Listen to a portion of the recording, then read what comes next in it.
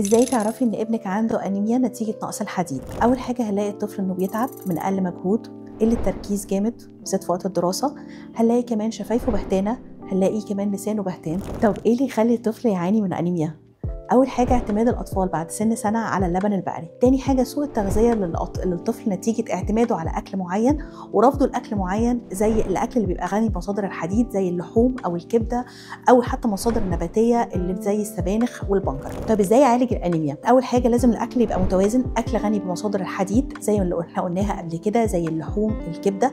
نحاول إن احنا ندي فيتامين سي زي الليمون أو زي البرتقال بعد الأكل ده علشان بيحسن امتصاص الحديد من الجسم. وفي بعض الاطفال بتحتاج انها تاخد مكملات غذائيه غنيه بالحديد. لو لقيتي اي من الاعراض دي عند طفلك ما تتردديش انك تزوري الطبيب المختص وعيادات الاطفال في مستشفيات اندلسيه.